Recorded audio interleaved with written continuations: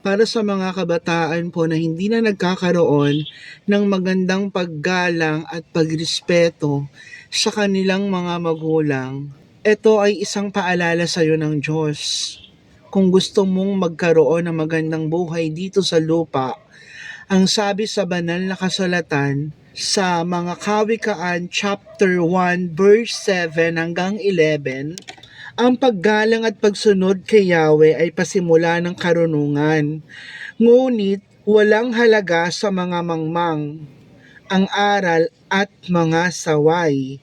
Anak ko, dinggin mo ang aral ng iyong ama, at huwag ipagwalang bahala ang turo ng iyong ina.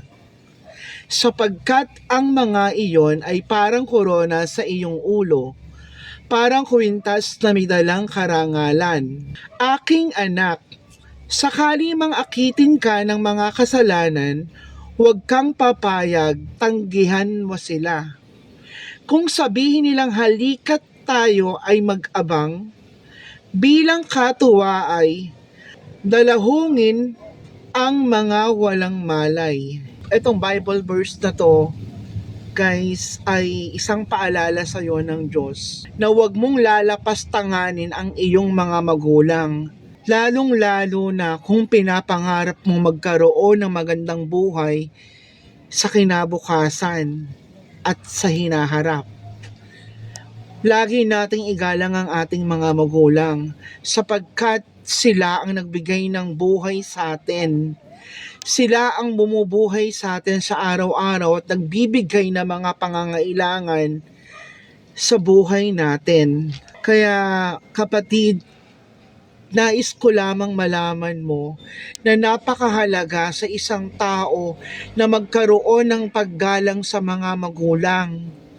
At sobrang halaga din po sa isang kabataan na magkaroon ng respeto sa kanyang magulang. Ayon din sa banal na kasulatan sa Levitico, chapter 20, verse 9, ang sino mang magmura sa kanyang ama at ina ay dapat patayin.